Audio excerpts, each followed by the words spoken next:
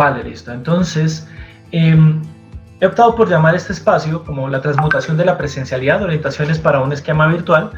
Esto habla un poco de, pues, de las situaciones que se han tenido que transitar. Es decir, pasar de la presencialidad a un esquema virtual no ha sido del todo fácil. Esto exige repensarse muchísimo el modelo. Perdón, voy a quitar aquí un poco el audio porque es que me están llegando notificaciones de todo. Entonces, distrae el proceso. Listo, y apago aquí los sonidos del sistema. Bueno, entonces hablábamos un poco de eso, que es una transmutación, una transformación del concepto de presencialidad. Quiero hablar un poco como de las experiencias que se han tenido en virtualidad en algunas universidades de las que tengo el rastreo, no solamente desde el Rosario, y algunos tips, algunas recomendaciones a tener en cuenta en estas configuraciones de esta nueva realidad a la que nos enfrentamos dentro de los espacios virtuales. ¿Qué quiero hablar? Quiero hablar primero del escenario al que nos enfrentamos. Quiero hablar de unas consideraciones importantes que están ligadas a este escenario en el que nos enfrentamos. Quiero hablar un poco del núcleo pedagógico, un núcleo procedimental y un núcleo contextual. ¿Sí? Pensemos un poco en los escenarios. En realidad, nuestro escenario de tener que cerrar universidades a nivel mundial por situaciones coyunturales como una pandemia, que sería el esquema de emergencia que tenemos en este momento, pues recordemos una experiencia que lo plantea un poco la ONU en su documento de la parte de retos que tiene el COVID, los impactos y respuestas y políticas frente al proceso de educación superior, y habla de 1665, cuando se cierra Cambridge, en la que estaba Isaac Newton. Se cierra por la situación de la peste negra. Isaac tiene que volver a su pueblo, a Wellsport Manor, y ahí, dentro de ese espacio de aislamiento, de cuidado, termina desarrollando su teoría de gravitación universal y pues el trabajo de luz que también realiza. ¿Qué escenario nos enfrentamos dentro de un esquema de emergencia como el actual, que es el esquema de la pandemia?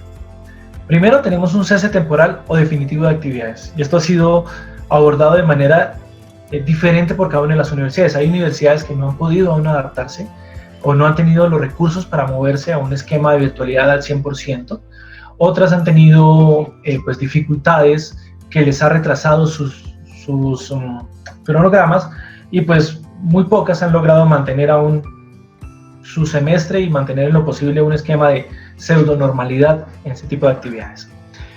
El otro escenario es la percepción de carga académica y carga laboral, es decir, estoy tomando en cuenta los dos puntos de vista, tanto del estudiante, que refiere que siente en algunas ocasiones que la carga académica se duplicó, y el docente, que refiere también que su proceso laboral se ha duplicado porque ahora tiene una exigencia adicional, y es tener que repensarse su proceso académico desde un espacio virtual, el cual no se había considerado previamente.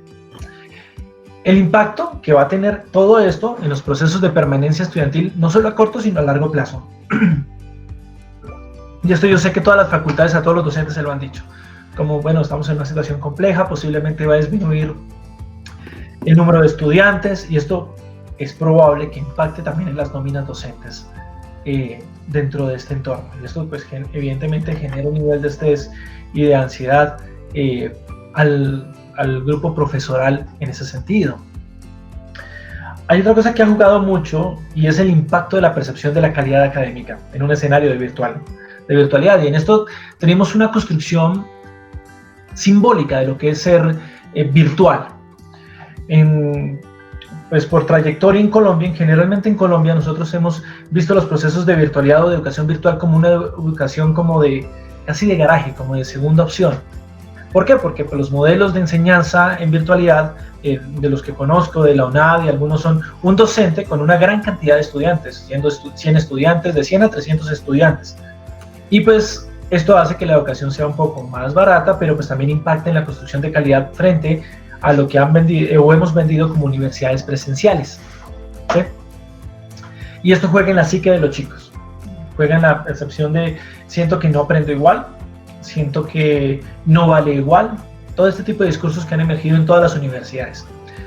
La reducción en la misma demanda educativa, entonces no solamente va a tener impacto en los muchachos en nivel de permanencia de los que ya se matricularon y que posiblemente opten por desertar o por aplazar mucho tiempo su carrera, sino en el ingreso a las universidades. Muchos estudiantes optarán por esperar o no acceder a la educación superior, tomando en cuenta la percepción que tienen frente a gastos y ventajas que tiene el poder acceder a la educación superior. Y esto también tiene un impacto emocional, tanto para los jóvenes como para ustedes, como docentes. Sobre todo porque los docentes están también divididos en dos construcciones, y es las demandas que hay por parte de sus estudiantes, pero las demandas de procesos también que hay por parte de sus facultades. Muchas de las universidades en Colombia, yo podría decir que cerca del 97% de las universidades en Colombia, o las instituciones de educación superior, tienen esquemas de trabajo profesoral polifuncional. Es decir, el docente no solo dicta clases. Dentro del marco de los lineamientos del CNA está trabajando, no sé, en calidad, otro está trabajando en proyección social, otro está trabajando en investigación, que el escenario ideal sería docencia e investigación, pero hay unos que tienen que hacer funciones administrativas, que también pues generan una carga fuerte para el docente y está respondiendo en dos frentes. No solo cómo enseño, sino cómo respondo a esta necesidad administrativa que a veces puede estar ligada inclusive a la permanencia. Y hablábamos un poco de la percepción de la calidad académica y otra es la construcción sobre el aprendizaje académico. Entonces yo siento que la calidad es mala, pero siento que no aprendo si no es lo mismo si tengo al docente al frente, lo cual eso tiene una construcción epistemológica compleja para dialogar, la cual pues si alcanzamos podríamos hablar un poco de eso. Hay unas consideraciones importantes a tener en cuenta y es, primero, los sistemas de créditos que ya conocemos, ¿sí? Es una estructura de formación que invita al trabajo independiente, es complementaria al trabajo del aula. Y dentro de este contexto de virtualidad, en realidad lo que se hizo fue pues darle un peso fuerte a ese trabajo independiente. Y creo que eso ha jugado muchísimo con la percepción de los estudiantes. En muchas universidades, estábamos realizando un estudio reciente de algunas universidades acá en Bogotá sobre la percepción del estudiante y es que no es lo mismo estar virtual que estar en clase. Le preguntamos por qué. Decía, no, es que ver al docente dictar su clase no es lo mismo que tenerlo cerca. ¿Cuál es la diferencia realmente significativa? Es que hay más trabajo independiente y luego no era a veces el mismo tipo de trabajo independiente que teníamos. Es decir, hay una construcción simbólica de la cercanía presencial, una construcción simbólica de tener a la persona cerca, aunque no haya un contacto directo. Han emergido diferentes discusiones entre los mismos estudiantes inclusive. Algunos decían, pues para ver al docente pasar diapositivas en internet, me da lo mismo verlo pasar diapositivas en el salón. El proceso corresponde a mí. Entonces, esto habla de muchas cosas, de cómo el estudiante está listo realmente para hacer un trabajo independiente, que no esté ligado a la necesidad un poco policiva del docente en el aula, ¿sí? Y cómo realmente puede configurarse en trabajo de equipo diferencial con sus compañeros, ¿sí? Aprovechando las oportunidades que le brindan estos espacios de virtualidad. Hablo un poco del pensamiento divergente porque pues recientemente, frente a modelos de inteligencia, se habla muchísimo del pensamiento divergente como una medida para categorizar qué tan adaptativa es una persona, ¿sí? El pensamiento divergente lo utilizan también como una medida de inteligencia para decir qué tan novedoso es usted para dar soluciones a un problema que presenta. ¿Cómo lo piensa diferente? ¿Cómo se adapta diferente a esa situación? Y esto ha sido un proceso de exigencia no solo para ustedes como docentes, sino también para el estudiante. ¿Cómo lo pienso diferente? Y hemos encontrado estrategias pedagógicas muy interesantes, tanto de docentes como de estudiantes. Entonces, esto nos lleva a una posibilidad dentro del esquema de crisis, y es, los procesos de cambio son inevitables. Esto lo hablo un poco desde el modelo de la complejidad. Los procesos de cambio son inevitables. Nosotros definimos hacia dónde queremos gestionar ese cambio. Voy a ampliarme un poco en esto de pensamiento divergente, y es las situaciones de crisis como la que vivimos en la actualidad,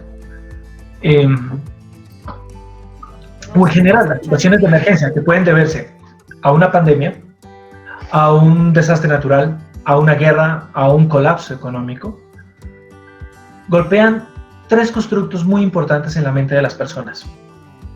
Uno es el constructo de seguridad otro el de mortalidad y otro el de control, ¿sí? Entonces, pensemos en este escenario de pandemia. Emerge una pandemia que golpea o que le da un shot de realidad a la gente y lo vuelve consciente de su mortalidad frente al escenario de puedo morir o puede morir alguien cercano, lo cual ni siquiera necesita la palabra puede. En realidad voy a morir porque es un axioma y es una verdad irrefutable y va a morir alguien cercano, ¿sí? Ya sea por COVID o sea por otra situación, pero vamos a morir. Eso es un golpe de realidad fuertísimo que la gente le genera algo que es lo siguiente, y es la pérdida de seguridad, ¿sí? ¿Por qué? Porque nosotros vivíamos, previo a la pandemia o a estas situaciones de conflicto fuertes, vivimos en una especie de enajenación de la realidad. Esta enajenación de la realidad nos lleva a pensar un poco en el concepto del homo deus, del hombre Dios, de no nos morimos, no nos pasa nada, el sistema económico es perfecto, y creo que como tengo aquí economistas y administradores saben muy bien que todo nuestro sistema económico en realidad ha sido una capa de hielo supremamente quebradiza, que hubiese sido la pandemia o una diferencia entre precios de petróleo entre Rusia y Arabia Saudita, o alguna diferencia comercial entre Estados Unidos y China, hubiese impactado y haber generado un colapso mundial a nivel económico. Entonces, eso lleva a otra construcción y la pérdida de control, la sensación de control. Perdón. Disculpa, Helvi, discúlpame, es que no vemos la presentación, no sé si creo que no estás compartiendo la pantalla. Ninguno ha logrado ver la presentación hasta ahora, ¿sí? Digamos que en este momento creo, sí, que sí se ve, bueno. Bueno, voy a compartirla nuevamente. Bueno, ahora sí ya todo. Creían que no la veían, entonces era por ello. Por favor, me confirman si la están viendo.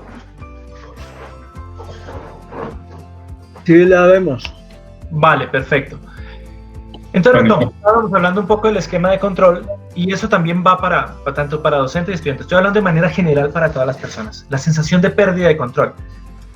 En realidad, desde la complejidad, si vuelvo y retomo los postulados de complejidad, nosotros vivimos, o la vida se construye en el límite del caos, en un límite donde no hay control, donde realmente nunca has tenido control de nada.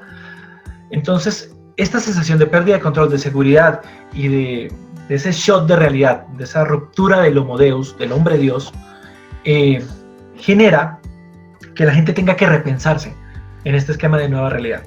¿Qué hago diferente? ¿Cómo repienso mi proceso laboral? ¿Cómo repienso mi proceso académico? ¿Cómo inclusive repienso el proceso de interacción con mis familias? Que sé que ustedes también han tenido que transitar por eso. Tener que repensarse cómo vuelvo a compartir con mis hijos, con mi esposa, o cómo estoy solo, o cómo con mis padres. ¿Sí? Eso es muy importante. Otra consideración importante es la innovación pedagógica como un proceso de ensayo y error. Y hay una demanda específica de necesito por favor que me digas qué debo hacer, cómo lo debo hacer y el paso a paso. Estamos en un escenario nuevo, en un escenario que le ha exigido a las universidades, ya a los docentes, ya a los estudiantes, repensarse el proceso de la diada docente-estudiante. Y dentro de esa diada, ahí inmerso en esa relación implícita, el aprendizaje. Y esto va a llevar procesos de ensayo y error. Es decir, si ustedes como docentes tienen estrategias que quieren probar, sé que el error es algo que puede cargar, pero es un proceso de reconstrucción y es un sistema dinámico. Si tomo en cuenta el siguiente término, y es, ustedes van a ensayar posiblemente, sus estudiantes están ensayando en este proceso cómo lo hacen diferente y han fallado en algunas cosas, pero también han aprendido algo nuevo y han logrado tal vez socializarlo, o ustedes lo han socializado como docentes con sus compañeros y lo han logrado especificar desde otro punto. Pero hay que entender que esto va a seguir cambiando, con pandemia o sin pandemia, ¿sí? El proceso de virtualidad, el proceso de redes sociales, las nuevas tecnologías, las TICs, llegaron para quedarse.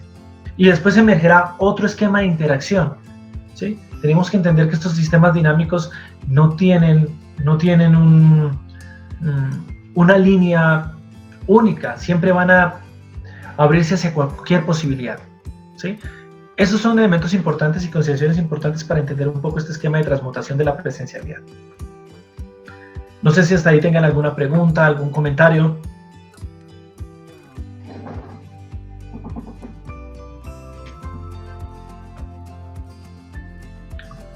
Bueno, doy por entendido que no. Hablemos del núcleo pedagógico. ¿Qué hago?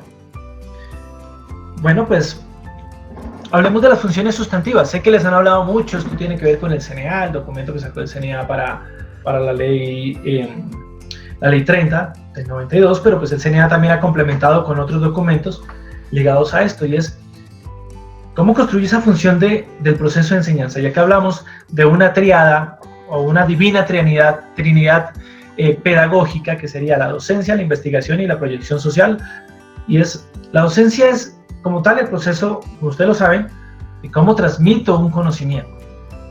La investigación, cómo construyo ese nuevo conocimiento, y la proyección social, cómo lo implemento en un contexto o en un entorno específico. Ahora, ¿cómo pasa esto en un esquema virtual? Cuando hablamos de un proceso de trabajo independiente, cuando hablamos de una construcción pedagógica diferencial en el espacio virtual, el estudiante tiene que encontrar una nueva forma, y el docente, de poder transmitir esto que quiere transmitir, que quiero enseñar, cuál es el núcleo de lo que quiero enseñar, porque a veces pareciese que la importancia es el proceso y no el objetivo. Entonces el proceso es porque tiene que ser presencial. Ok, no tenemos ese escenario, estamos en un escenario que no podemos controlar. ¿Cómo me enfoco en el objetivo? ¿Cómo puedo hacerlo diferente y cómo puedo construir estos elementos diferenciales en esta diada? Y lo interesante del proceso del sistema de créditos y de la invitación a un trabajo independiente con el estudiante es que cuando tú enseñas, y muchos estudiantes en las encuestas que hemos hecho han referido, algunos refieren que no funcionen con el esquema virtual, que se sienten supremamente incómodos, que sienten que no aprenden. Otros dicen, igual, siento que no aprendo, pero para poder obtener más contenidos, opto por investigar de manera adicional, es decir, empiezan a fortalecer su trabajo independiente, y empiezan también a emerger estas construcciones críticas sobre lo que están aprendiendo. Y ha sido un espacio bastante interesante para algunos estudiantes. El proceso de implementación. Aquí no solamente vamos a hablar del proceso de implementación del núcleo epistemológico de lo que ustedes estén enseñando, la parte epistemológica de eso, sino del mismo proceso que a veces construyen. Si ustedes desarrollan una buena estrategia o tienen una experiencia exitosa en el proceso de pedagogía y enseñanza en este espacio de virtualidad, no solo están aportando el proceso de docencia, están haciendo investigación porque construyeron una nueva forma de conocimiento o una nueva forma de implementación. Y adicionalmente, al socializarlo con sus compañeros, hacen una construcción de proyección social, es decir, hacen una implementación de ese conocimiento nuevo que han adquirido dentro de su entorno. Y aquí un punto importante es el trabajo de las redes profesorales o las redes docentes. Es decir, nosotros le exigimos a los estudiantes que construyan redes de apoyo, grupos de estudio, que se apoyen con monitores, que se apoyen con otro tipo de situaciones. ¿Cómo nosotros nos apoyamos entre nosotros mismos como docentes? Contamos con el apoyo de algún estudiante que sea bueno. Somos capaces de decirle a un estudiante que sabemos que es muy bueno en tecnología, por favor, hazme una capacitación de cómo manejarme con Zoom, con Google Meeting, con Skype, cómo aprender a compartir una pantalla, cómo aprender a hacer un ejercicio en Moodle, cómo crear un parcial en Moodle o en estas plataformas de manejo virtual de clases, estas aulas o estos aulas de acceso virtual. Es decir, cómo construimos estas redes para reestructurar lo que estamos enfrentando, aprender de nuevas fuentes y pues lograr implementar. Ejemplos, digamos, la Universidad del Rosario creó un programa de monitores DART, que son estudiantes de apoyo a la virtualidad. Son estudiantes que son muy buenos, que refieren tener muy buena capacidad de virtualidad, y para nuestros docentes que tenían dificultades para entender cómo funcionaba Zoom, cómo podría compartir pantalla, cómo podría hacer muchas cosas, se le asignaron estudiantes que fueron sus monitores virtuales. Le explicaban al docente cómo hacerlo diferente, cómo ingresar desde cierto punto. Entonces, es entender que el proceso de construcción de conocimiento no es jerárquico, no corresponde a nosotros como docentes, nos debe dictar otro docente o algún experto en el tema, sino los estudiantes también tienen buenas ideas. Y por eso hablamos de un proceso dialógico dentro de este esquema de adaptación a los nuevos esquemas de virtualidad. Hablemos un poco del núcleo procedimental, y es el cómo lo hago. Cuando hablamos de e-learning, hablamos de esa capacidad de aprendizaje en línea, ¿sí? Algunos no están de acuerdo con el concepto de aprendizaje virtual, otros dicen que es mejor e-learning, otros que es aprendizaje en línea, otros que es aprendizaje remoto o aprendizaje a distancia. Es más una discusión un poco dentro de la estructura de la semántica que le queremos dar a los términos, pero en el fondo es cómo podemos ayudarle a alguien de manera remota a obtener o a comprender sobre un tema y desarrollar esas habilidades independientes para poder ir avanzando en este proceso. Lo cual de por sí, si quitamos un poco el esquema de presencialidad, es lo mismo que funciona en el aula de clase. Tú le das un contenido, lo invitas a que investigue, que él mismo logre ampliar ese proceso y ese contenido a partir de lo que tú le entregas, y él después pues da cuenta de lo que ha logrado aprender. ¿Sí? Entonces, creo que la dificultad más centrada ha sido sobre la construcción simbólica que hay de la presencialidad, más allá del proceso mismo. Entonces, el e-learning voy a plantearle 4 elementos que hablan un poco de lo que habla de la virtualidad de Londoño. Londoño lo plantea, ahí pongo un poco la referencia si quieren revisar el documento. Este es un documento un poco viejo, 2013, ¿sí? No se pensaba en ese entonces sobre esquemas de virtualidad tan masivos. Pero primero va más allá de la instrumentación de las TICs. La gente siente que si hago aprendizaje virtual o hago un proceso de virtualización, es porque estoy utilizando el computador y una plataforma. Y no, va mucho más allá de eso. No es cómo utilizo el computador, cómo utilizo la plataforma, sino cómo reajusto mis contenidos para un escenario como el de virtualidad. ¿Sí? Cómo ajusto para que los muchachos tengan un espacio de trabajo independiente. De trabajo independiente que tampoco esté ligado al hecho de tener que sobrecargar, porque también ha existido un poco esa percepción, y es como ahora estás en virtualidad, y no tienes que gastarte. Aquí en Bogotá un docente decía ese discurso y era: el muchacho no tiene que gastarse 2 horas de viaje en bus para llegar a la universidad, entonces son 2 horas más que tiene, puedo ponerle más trabajo. Yo, no, es que el objetivo no es que le pongas más trabajo, es qué tipo de trabajo le estás poniendo para que aprenda realmente. Cantidad no siempre es calidad, y eso es muy importante revisarlo dentro del esquema, como quieran estructurarlo según cada una de las praxis y disciplinas. La articulación entre recursos y actividades, y es, yo tengo un grupo de recursos, tengo Moodle, tengo Zoom, tengo las plataformas CRAI de centros de investigación, ¿sí? ¿Cómo lo asocio con las actividades que quiero desarrollar en clase? ¿Sí? Uno habla de actividades y piensa en presencialidad a veces, los muchachos piensan mucho a veces en presencialidad, y no, hay otro tipo de actividades que podría construir, que tengan un espacio hay un término que se llama Serious Games, que es como espacios lúdicos a través de las tecnologías, videojuegos o algunos retos que ayudan a procesos de aprendizaje. Un docente construyó un espacio de escape room con su asignatura, creó todo un esquema de pistas ligada a su asignatura, y le hizo un esquema de escape room. Tenían que escapar de unas habitaciones, pero todas las pistas y todas las claves eran ligadas a los contenidos de la asignatura, lo cual hizo que los chicos tuviesen un espacio diferencial de aprendizaje que estuvo motivado sobre la necesidad de querer solucionar la tarea en un espacio totalmente novedoso. Y los chicos aplaudieron muchísimo ese tema, el manejo de ese tema por parte del docente. Fue muy, muy interesante, lo creó de manera web, y pues fue una experiencia bastante novedosa. Nos llamó mucho la atención algo tan interesante porque jugaba con el concepto de motivación.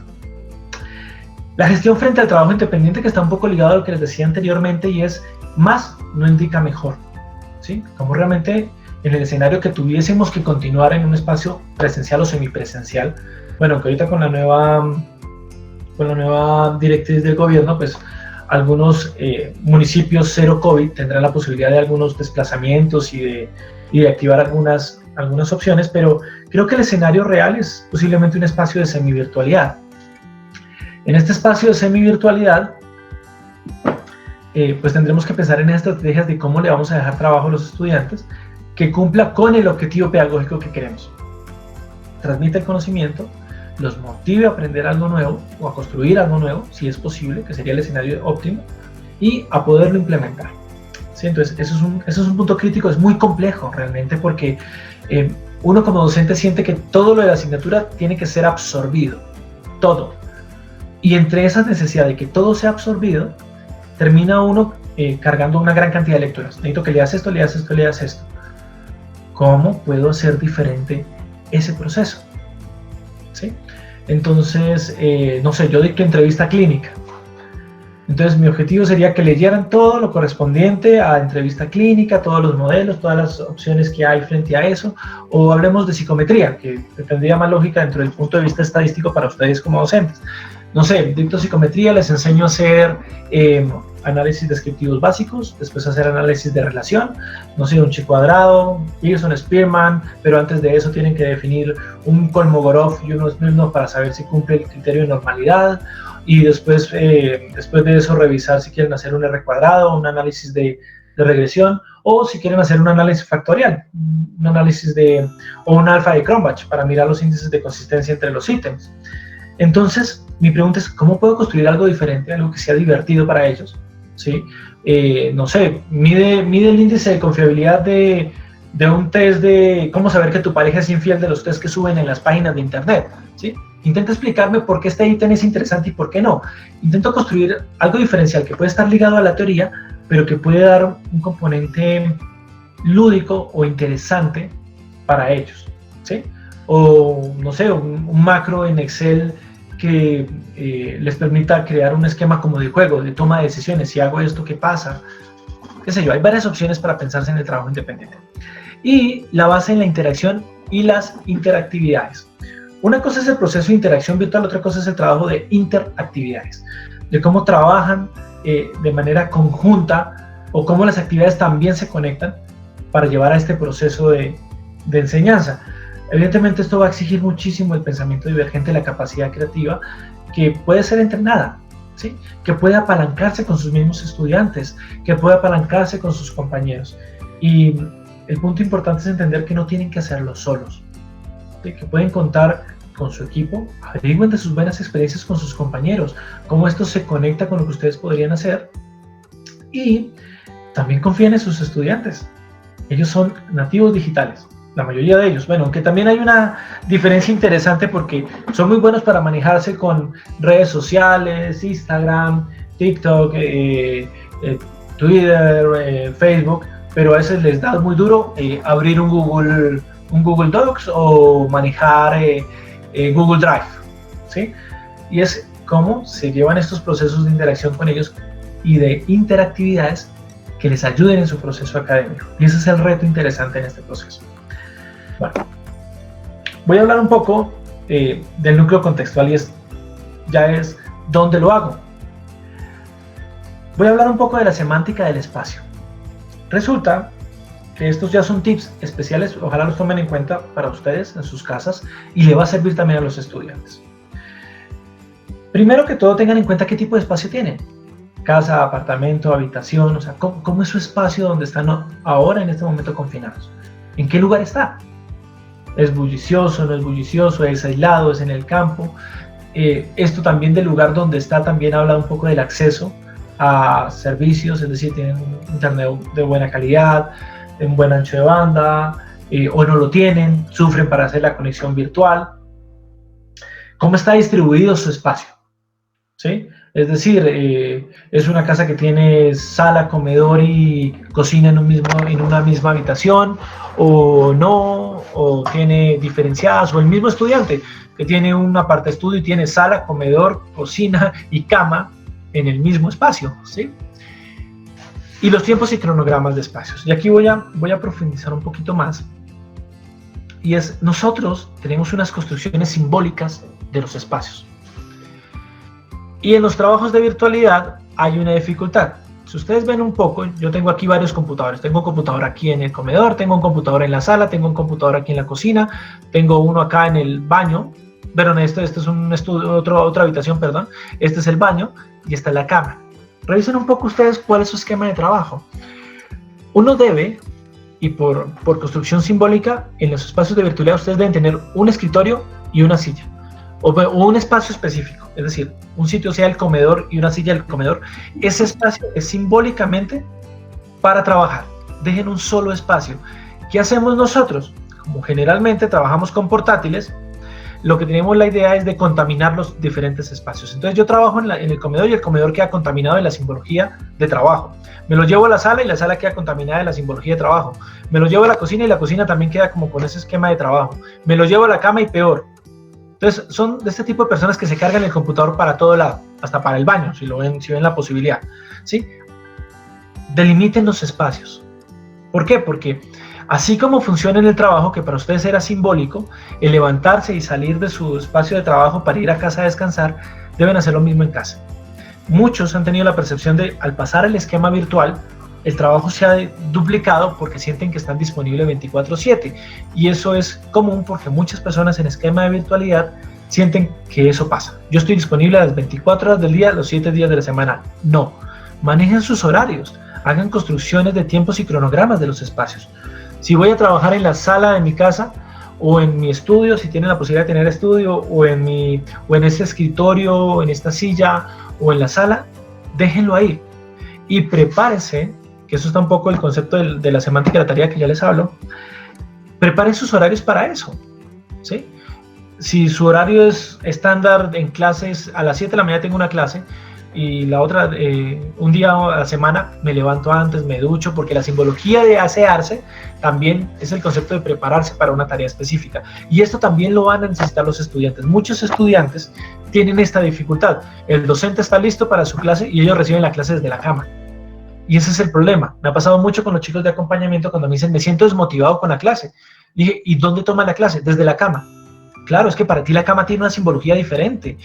O sea, no solo estás dañando el concepto de la cama de zona de descanso o zona lúdica, sino que adicionalmente estás dañando la construcción de clase, porque ya les estás dando ese toque como de pereza, como de no conexión.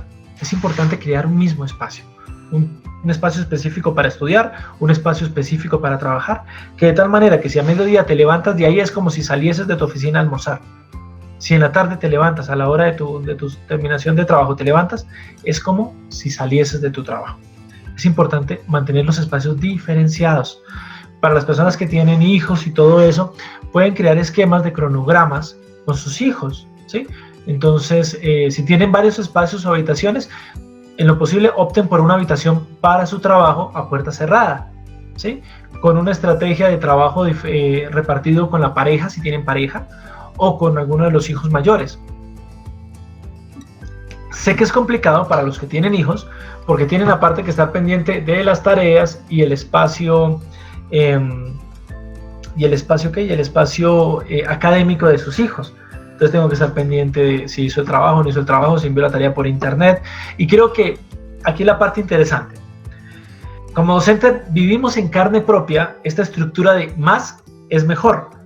Y a veces encuentran con sus hijos que sus hijos están tan cargados de tarea que ustedes están estresados porque tienen que cumplir con sus sílabos, tienen que cumplir con lo que tienen que hacer con el estudiante, tienen que cumplir con lo que tienen que hacer con la universidad y tienen que cumplir con lo que le están exigiendo a sus hijos. Por eso es importante jugar con tiempos, cronogramas y espacios. Si tienen que acompañar en un espacio específico de clase a sus hijos, pues entonces agréguenlo en su cronograma, como si fuese una clase, ¿sí? Y eso les permite reorganizar sus espacios en lo posible para que no se les cruce con lo que están haciendo. Y si pueden repartir funciones, va a ser muy, muy útil. Sé que esto es muy complejo porque depende de cada estructura familiar, ¿sí? Inclusive hasta del mismo esquema de relación. No es lo mismo tener que convivir todo el tiempo con la pareja, con la familia, con los amigos, y esto impacta en la manera como se interactúa. Lo que antes no era incómodo, ahora es sumamente molesto, ¿sí? ¿Por qué? Porque el trabajo cumplía una función social de reorganización de los vínculos.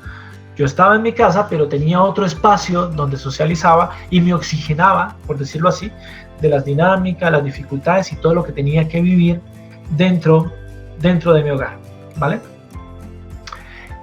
Hasta aquí alguien tiene una pregunta, algún comentario, quisiese decirme un poco de lo que ha tenido que transitar durante esta semántica, esta construcción simbólica de sus espacios en la casa, ya con el trabajo inmerso en ella.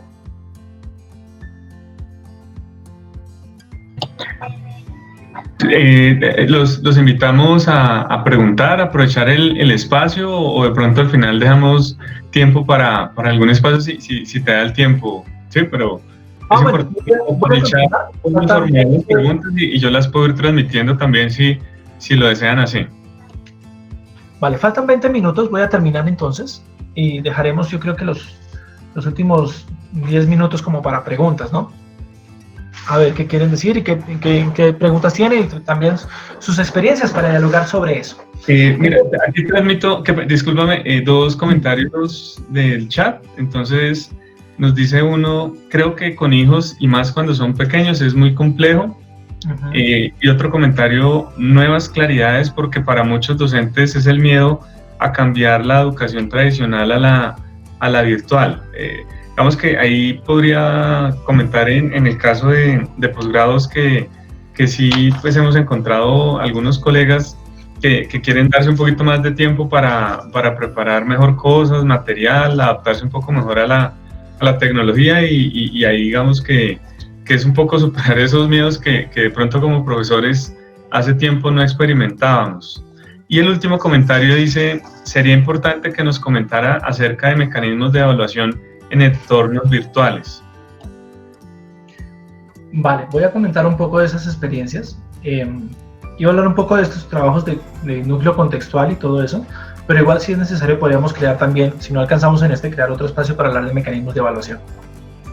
Quería hablar más que todo del esquema pedagógico, del proceso de abordaje, de la resignificación de espacios y lo que se enfrentan los chicos y ustedes como docentes dentro de estos contextos de nuevo esquema de virtualidad. Ahora, sí, es cierto, hay un temor ligado al hecho de transitar hacia las nuevas tecnologías. Esto también está ligado un poco con nuestra construcción etaria, con nuestras generaciones, y es que muchos de nosotros tuvimos que vivir este espacio de tránsito pre-internet, post-internet, pre-celulares, post-celulares.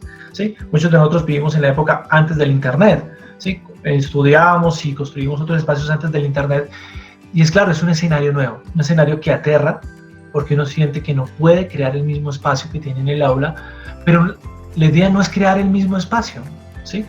El aula, el proceso virtual nunca va a ser igual al aula, pero no quiere decir que tenga que ser peor, es diferente, y es cómo lo construyo de manera diferente.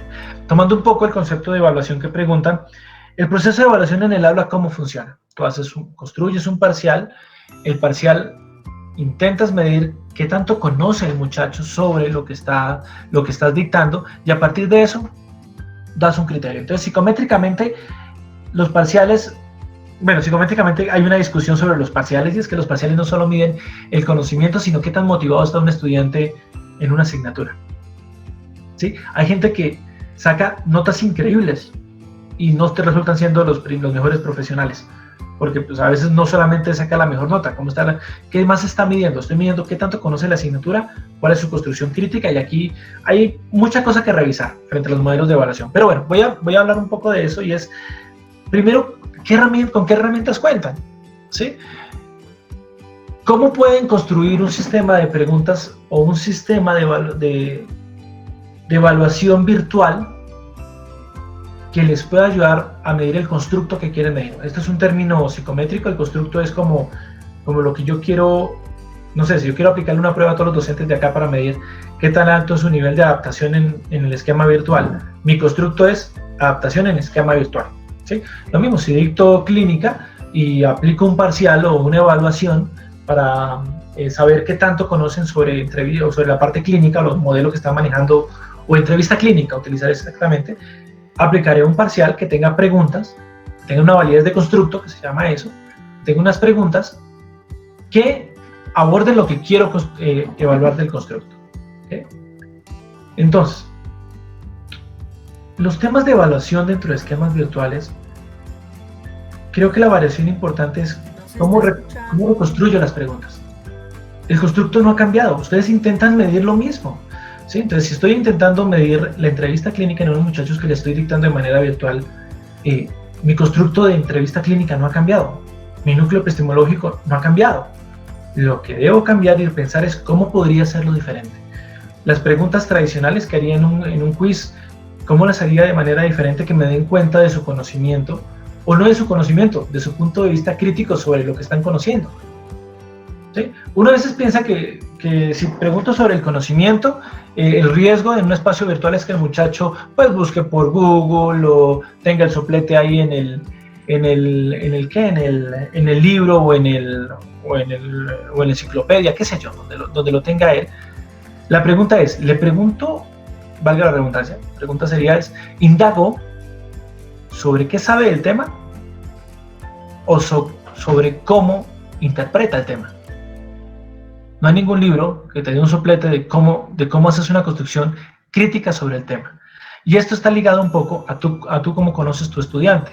Entonces, hay espacios de socialización y de diálogo con los estudiantes y uno empieza a conocer un poco el esquema argumentativo de ellos, ¿sí? Uno sabe cuando alguien te está escribiendo algo que me está hablando de su construcción crítica sobre lo que está aprendiendo, ¿sí? Evidentemente, en modelos matemáticas, en exámenes de matemáticas, esto es muy complejo. Estábamos dialogando coincidencialmente en la Facultad de Economía sobre estas situaciones de evaluación en matemáticas donde los chicos, hay páginas de internet que el chico sube la fórmula o el ejercicio matemático y le resuelve no solo el ejercicio, le demuestra todo el procedimiento para llegar a esa resolución, ¿sí?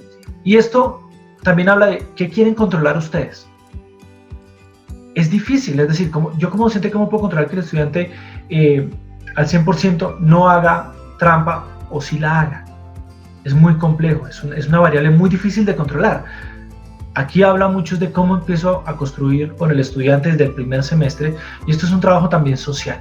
O sea, es algo que no solo le corresponde al docente, esto es una situación coyuntural amplia. La construcción de honestidad que tenga el sistema social del estudiante habla de la manera como él quiera llevar de manera crítica su proceso formativo. Eso es muy complejo a veces de manejar. Las opciones sería eso, repensarme cómo puedo construir una nueva forma de pregunta, una nueva forma de indagación de lo que quiero aprender. Pero en un punto es invitar al estudiante a que haga esa construcción reflexiva y crítica de si realmente. Y sé que esto es una discusión un poco, es un eufemismo casi de la educación, y es ¿qué tan honesto quiere ser? ¿Sí? Y esto se ha llevado inclusive de la presencialidad, del que saca soplete, del que mira al compañero por encima del hombro, el que tiene la clave con los clics del esfero para saber si es A, B o C, ¿sí? Creo que aquí el punto es también hacer una construcción reflexiva y crítica con los estudiantes dentro de estos esquemas virtuales de cómo quieren construir este espacio de aprendizaje. No todos van a resonar con ellos. Es cierto, hay unos que van a pelear que si no es presencial no sirve, o me parece es un término español, una gilipollez que me salgan con el concepto que hay que ser honestos, porque si a mí me dan papaya yo necesito es pasar, ¿sí? Sé que es un tema complejo, esto tiene tanto de largo como de ancho en estos espacios de virtualidad, ¿sí? Y esto lleva a otro elemento del núcleo contextual, y es la semántica de la tarea, y eso juega mucho con el concepto de evaluación, ¿sí? ¿Cuáles son mis rituales y cuáles son mis pautas para prepararme para una tarea? ¿Sí? Hay gente que se prepara para un parcial la noche anterior y eso impacta en sus esquemas de sueño, tanto en presencial como en esquema virtual. O esos típicos dichos a veces en las universidades de nunca hay tiempo para hacer un buen trabajo, pero siempre habrá tiempo para repetirlo, ¿sí? ¿Cuáles son los rituales y las pautas que tenemos? No solo nosotros como docentes, porque también tenemos rituales y pautas. Entonces mis rituales o mis pautas con mis hijos en casa, que es difícil tenerlas, ¿sí? Y aparte soy padre o madre soltera y tengo que estar con ellos y tienen 3 años y pelean el uno con el otro por cualquier cosa. Para este tipo de cosas, de lo que nos comentó la persona en el chat, siempre hay esquemas de retos. Los niños generalmente tienen la posibilidad de trabajar sobre tareas lúdicas que les permitan manejar esos espacios donde no están en clase, donde no están ocupados a veces, y que les pueda dar ese tiempo de oxigenación para intentar concentrarse en sus tareas. Entonces, a veces hay muchos documentos que han sacado varias universidades, inclusive creo que el Colegio Colombiano de Psicólogos sacó algo para padres, y ellos pueden crear retos en el hogar, cosas que inviten a sus hijos a hacer trabajo independiente dentro de un esquema lúdico, ¿sí? Esto no está ligado de manera estándar a, no sé, ponle un rompecabezas. No, porque hay niños que no les gustan los rompecabezas, ¿sí? Revisa qué hace que tu hijo o tu hija mantenga un nivel de interés alto, un nivel de atención alto, y construye el sistema de retos a partir de eso. Eso les va a ayudar en ese proceso, ¿sí? Para el caso de la persona que decía respecto a las dificultades con sus hijos. Entonces, retomando lo de rituales y pautas, me queda un minuto. Voy a hablar de rituales, pautas, tiempo, dificultad y costo de tarea a desarrollar. Esto está ligado al proceso de cómo evalúo y cómo el estudiante percibe lo que yo estoy evaluando, ¿sí? Entonces, la cantidad de trabajo que le pongo, La pregunta es, ¿le pongo mucho trabajo o le pongo un trabajo que lo lleve a hacer una construcción crítica que no tenga que ser tan fuerte en carga académica, pero que sí sea muy sustancial en lo que yo quiero evaluar? Identifiquen realmente cuál es su constructo, qué es lo que quieren revisar de fondo. Sé que los sílabus y todo esto lo explica y ustedes dicen, bueno, yo quiero que el estudiante desarrolle habilidades en procesos de evaluación financiera. Sí, ¿cómo define usted evaluación financiera? Usted lo puede tener muy claro desde su asignatura. ¿Cómo lo puedo ver ahora dentro de este esquema de virtualidad? Desde un esquema donde para él tenga sentido la tarea que tiene que desarrollar de manera independiente. ¿Sí? ¿Cuál es el sentido que le encuentra? Y eso es muy importante. Hay un dicho popular que dice que yo te doy el pan, pero no te doy las ganas de comer. Y nosotros como docentes nos enfrentamos a eso. Nosotros estamos dando el pan todo el tiempo, hasta quitándolo de la boca a veces, es una forma simbólica de decirlo. Pero el punto o el reto más importante es cómo le ayudo a mi estudiante a tener ganas de comer. Y ahí radica en la simbología. Y bueno, esto no se tiene que lograr con todos. No todos van a desarrollar esta construcción simbólica de la tarea, pero algunos sí, algunos le encuentran sentido. ¿Sí? Voy a hablar un poco desde mi experiencia como estudiante en pregrado. ¿Sí? Muchos de los que estudiamos psicología, escogemos psicología para no ver matemáticas. Odiamos las matemáticas. ¿Sí? Y nos enfrentamos a estadística y psicometría, que son dos asignaturas que tienen un componente cuantitativo fuerte. Y muchos sufren con eso. Cuando yo veía estadística en mi pregrado, no le encontraba sentido a los números que veía. No tenía ningún sentido para mí. Tuve la oportunidad de hacer una pasantía en pruebas psicométricas en la Nacional y allí todo cobró sentido. Entendía para qué servía un chi cuadrado, cuál era el sentido. Entendía cuál era el sentido dentro de mi disciplina de hacer un análisis de correlación, Pearson o Spearman, ¿sí? Después, y esto va generando una construcción de sentido del aprendizaje. Y ahí creo que está el punto importante, no solo para enseñar, ¿sí? Dentro de un espacio de virtualidad, ¿cuál sentido le doy diferente en este espacio de virtualidad que te motive a hacer ese trabajo independiente que te va a tocar? Porque pues ustedes como docentes no pueden controlar todo ese esquema de trabajo independiente y que pueda dar cuenta de lo que quiero evaluar, ¿sí? ¿Qué esquema quiero evaluar? ¿Qué constructo quiero evaluar? ¿O quiero evaluar todo de golpe o quiero construir una nueva forma de evaluar el contenido? Les hablaba un poco de las estrategias novedosas y súper interesantes que hacen algunos docentes para evaluar. Digamos, el esquema de escape room podría ser un esquema de evaluación. Yo lejos de un grupo de pistas, tiene que montarse en el juego y tiene que solucionar el juego, ¿sí? Esa es una forma de evaluar qué tanto comprende del constructo que le estoy enseñando y de qué manera novedosa puede implementarlo, ¿sí? Eso está ligado a la tarea de dificultad y al costo de la tarea de desarrollar. Los chicos, a veces les pongo escenarios bastante interesantes cuando estoy en espacios de acompañamiento y es, ¿usted cómo soluciona cierto escenario? Usted tiene 2 parciales la misma semana, tiene 3 quizzes, tiene un trabajo de todo el semestre que es el trabajo más pesado que tiene y esa misma semana tiene que entregar un ensayo. ¿Cómo organizan su tiempo? Y aquí es muy interesante porque muchos lo organizan o por dificultad, es decir, inicio por el más difícil o por motivación o por tiempo de tarea, o por tiempo de presentación. Entonces, el tiempo de presentación es hago el que primero tengo que presentar y otros dicen hago el que menos me gusta. ¿Por qué? Porque pues, prefiero gastar mi energía al inicio con la tarea que menos me llama la atención y después, cuando ya esté como más cansado, puedo hacer las que me gustan más o las que se me facilitan. Entonces, aquí es muy importante con el estudiante revisar, bueno, con el equipo de estudiantes, preguntarles cuál es su construcción semántica de sus tareas, o sea, cómo organizan sus tiempos. ¿Sí? El objetivo no es darles un cronograma. Yo soy muy enemigo, personalmente, de ser directivo con los estudiantes. Cuando el estudiante encuentra el sentido de su tarea, el sentido de lo que quiere construir, las herramientas salen por sí solas a veces. Tú le puedes dar un tratado de 300 hojas a un estudiante, de cómo organizar su tiempo, de cómo crear hábitos de estudio, de cómo medir sus estilos de aprendizaje, de cómo organizar sus tareas. Pero si él no tiene sentido de la tarea, si no hay una motivación, si no hay un porqué claro para él, no va a funcionar. Y eso es muy importante para tener en cuenta. Bueno, quedan 6 minutos, qué pena, me fui por los tiempos. Creo que hay varias preguntas, sobre todo sobre los temas de evaluación. Podríamos revisar otro contexto para profundizar más en eso. ¿Qué preguntas tengan o comentarios? Helvi, ¿tú estás viendo el chat o...? No, voy a abrir el chat porque estaba solo. Bueno, te voy transmitiendo algunas que quedaron por ahí pendientes. Digamos, como comentario dice alguien, bueno, con hijos significa mucho trabajo, sin hijos hay soledad. Bueno, algunos estamos viviendo o lo uno o lo otro. Otro comentario, el espacio de fin de semana se debe utilizar para trabajar y ahí digamos un poco el cansancio y la fatiga ahí nos puede cobrar bastante por eso. Hay otro enseguida, la adaptación de las asignaturas prácticas y las herramientas que se requieren también han demostrado las necesidades tecnológicas en las que nos encontramos, ¿sí? Y veo, digamos, que hay un interés importante en el tema de evaluación.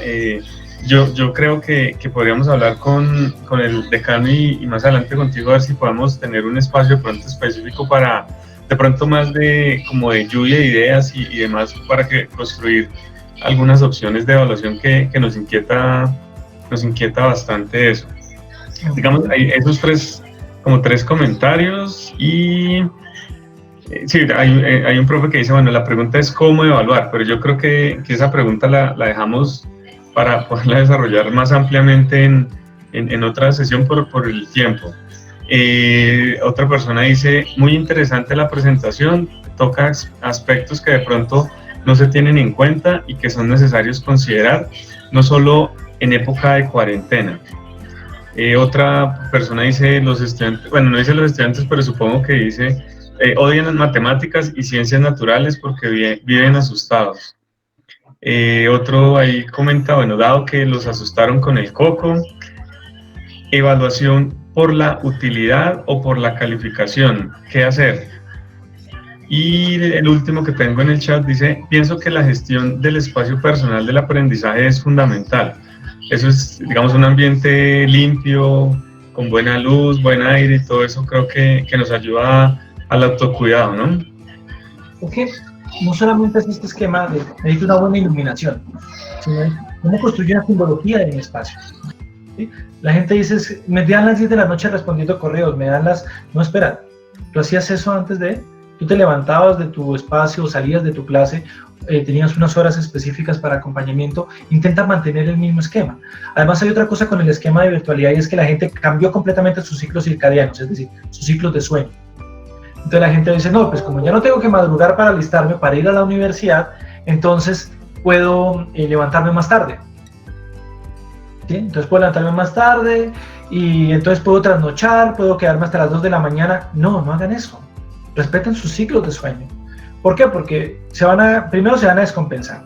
El cuerpo realmente no descansa igual cuando duermen media hora en el día o algo así. Necesitan descansar bien de noche. Ahora, frente a lo de los miedos, las situaciones de emergencia generan miedo. Es normal tener miedo. Las situaciones novedosas generan miedo. Piensen en algo tan sencillo como cambien de trabajo. Por más que se mueven de la Facultad de Ingeniería de la UPTC y se van a la Facultad de Ingeniería de la Santo Tomás. Están en una misma facultad, en teoría están en un mismo núcleo epistemológico que van a enseñar, pero están en un escenario nuevo. Y eso genera miedo, y es normal.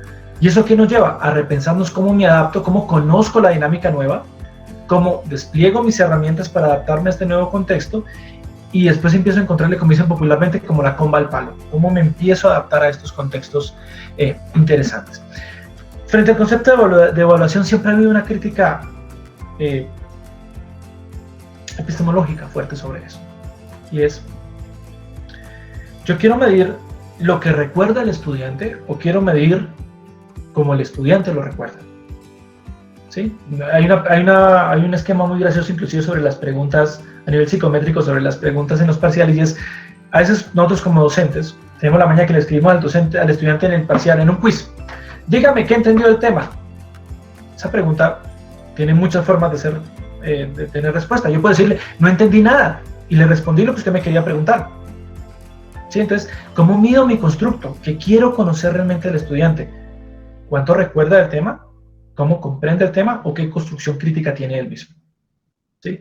Y esto es muy complejo, sobre todo en algunas disciplinas como las matemáticas. ¿Sí? Usted no le pregunta cómo interpreta la fórmula, salvo que le haga una interpretación adicional sobre lo que encontró a partir de la fórmula. Entonces, ¿usted qué opina sobre el índice de, el índice de variación de correlación de Pearson, ¿sí? Yo podría explicarlo desde los modelos de Cohen, que me hablan en los modelos econométricos, donde un 0.8 para arriba es alto nivel de correlación, ¿sí?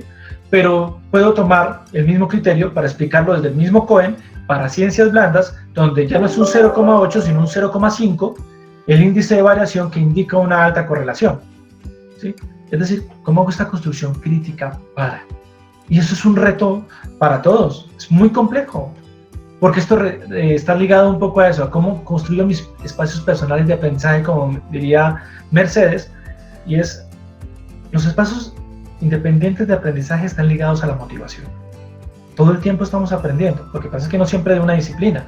Los chicos aprenden todo el tiempo de esto, ¿sí? Nosotros también estamos empezando a aprender de esto, a aprender a manejarnos con redes. ¿Qué diferencia hay entre una persona de nuestra edad y un muchacho de 2 años? Que dicen que es que los niños nacen con el celular en la mano. No es que sean más inteligentes, es que no tienen miedo en equivocarse. Un niño coge el celular y empieza a moverlo, a hacerle, ¿sí? No le preocupa si se dañó, no le preocupa si se metió en una cosa, no, está todo el tiempo cacharreando, como dicen popularmente, está probando, ensayando. Es un proceso investigativo para el niño, no solo con los celulares, con el mundo, todo el tiempo están acierto error, estoy probando qué hago diferente, cómo lo ensayo diferente, qué pasa. Y creo que nuestro temor es eso, nuestro temor a veces a estos nuevos escenarios nos da miedo intentar, queremos tener una base fuerte, algo claro, un paso a paso, paso A, paso B, paso C, y no funciona así. Siempre hay una divergencia fuertísima, aparece un evento y se bifurca en múltiples posibilidades. Tienes que escoger un camino, tienes que probar, es un proceso dinámico. Si te equivocas, no hay nada que puedas hacer para controlar completamente que no te equivoques. Sobre lo que tienes completo control es cómo resignificas lo que pasó y qué puedes hacer al respecto. Y en eso se construye el proceso de aprendizaje. No sé, otro comentario, otra pregunta. Comentarios ahí hay varios, unas reflexiones bien interesantes. Memoria, USB, ideas de creatividad. Sí, la creatividad es muy importante. Es decir, en algunas disciplinas nos enseñan a seguir un proceso y estamos acostumbrados al esquema de control, lo que les decía un poco al inicio de cómo funciona la situación de pandemia. Recuerden que el control realmente es una ilusión. Lo que ustedes creen que tienen controlado no existe, ¿sí? Y eso nos lleva a tener respuestas creativas cuando nos vemos a una situación en la que no podemos implementar la misma herramienta de siempre. Nosotros tenemos una caja de herramientas. Cada vez que pasa algo, meto mi mano, saco la herramienta y la aplico. Pero después, cuando es como si le cambiaran las tuercas a lo que estoy intentando arreglar, ¿qué me toca hacer? Conseguir una nueva herramienta. No puedo seguir esforzándome intentando ajustar el tornillo o la tuerca con la misma herramienta que no funciona ya. ¿Qué debo hacer? Conseguir una nueva herramienta. Conseguirla, ¿y cómo la consigo dentro del esquema cognitivo o emocional hablando en este esquema? La desarrollo a partir de mis experiencias. Me actualizo constantemente. Entonces, el cambio es inevitable. La pregunta es, ¿hacia dónde lo quieren gestionar? Bueno, creo que llegamos al final de nuestro tiempo. Yo tengo otra reunión, pero les agradezco a todos por su atención y pues miramos a ver si hablamos en otro espacio aparte sobre modelos de evaluación. Y me alegra hablar con mi alma mater, yo adoro mi universidad, y orgullosamente upetecista. Entonces, nada, voy muy pendiente de lo que... Helvino, muchas gracias. Ahí hay una lluvia de muchas gracias en el chat. Digamos que muy provechosa tu experiencia y todo pues las cosas que nos transmites. Digamos que a veces en la primera etapa nos preocupamos un poco por el tema de las herramientas tecnológicas y el tema de la pedagogía y todo lo que está alrededor de lo que nos comentabas es supremamente importante y pues ahí seguimos como en proceso de adaptación, de aprendizaje, de reinventarnos en algunos casos, de encontrar elementos que a futuro nos pueden ser bastante útiles en nuestro ejercicio, en nuestro rol de profesores normales. Por ejemplo, yo quisiera ahí compartir algo que me pasó con un grupo de estudiantes.